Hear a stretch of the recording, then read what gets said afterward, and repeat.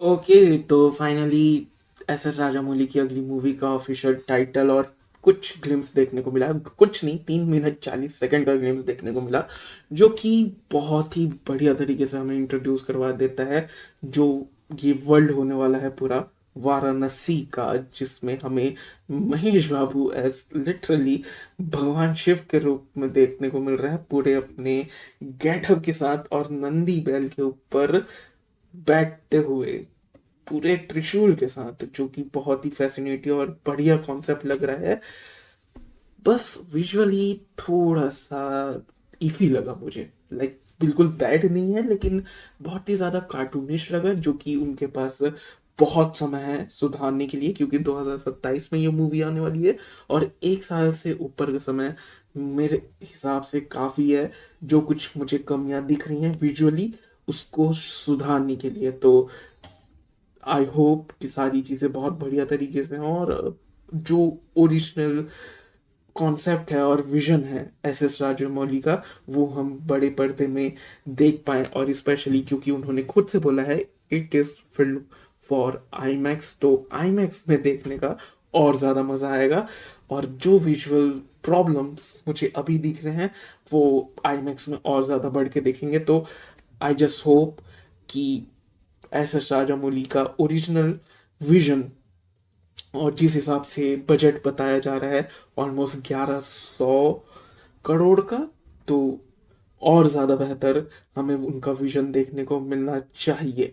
अब बात करें ग्लिम्स की, तो हमें ग्लिम्स में क्या देखने को मिलता है? ग्लिम्स में हमें शुरुआत में ही देखने को मिलता है वाराणसी, जहाँ पर तप कर रहे हैं ऋषि मुनि, और उसके बाद डायरेक्ट हमें देखने को मिलता है एस्टेरॉइड संभवी का, जो धरती में आती है वो।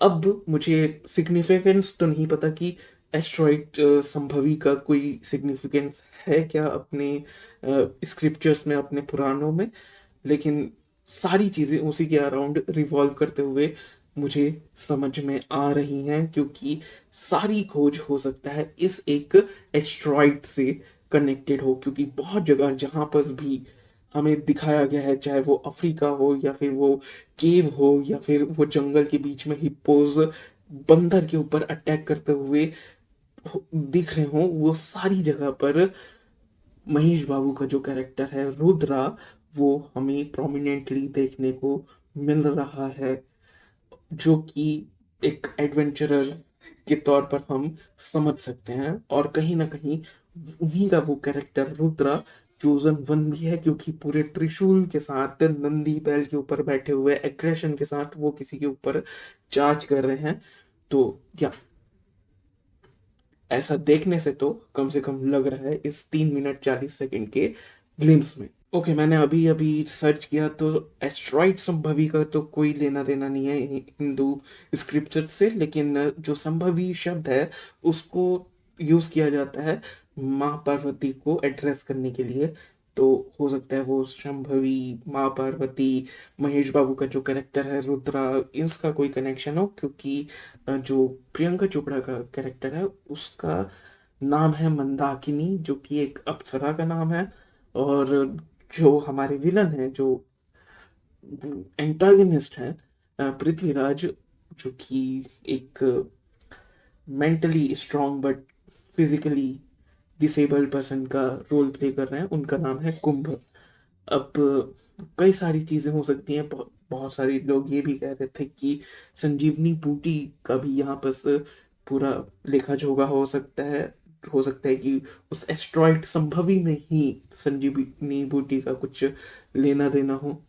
और उसके अलावा बहुत सारी चीजें, बहुत सारे जगहों पे हमें ले जाया गया है, चाहे अफ्रीका हो या फिर एंटार्क्टिका में जो ग्लेशियर हो उसके नीचे दबा हुआ शायद पायरेट शिप था, जो पूरा जमा हुआ था एक ग्लेशियर के अंदर।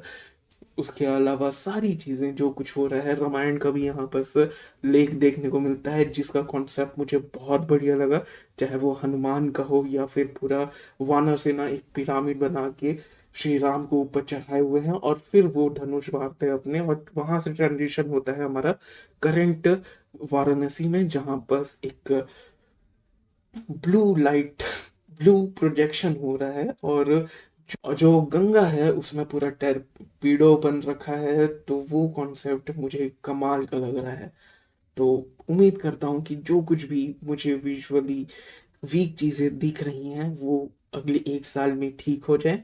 बाकी और कुछ मुझे समझ में आता है ये ग्लिम्स देखने के बाद बार बार, तो और वीडियो बना देंगे। बाकी ये सारी चीज़ें थे जो मैंने नोटिस की, जहाँ बस हमें केव भी देखने को मिलता है, जहाँ माँ काली का एक बड़ी सी प्रतिमा है, जहाँ ऊपर से एक लाल साड़ी में महिला गिर रही हैं, और वहीं बस दूर एक चट्टान में उसी फ्रेम में एक आदमी खड़ा हुआ है, लटका हुआ है।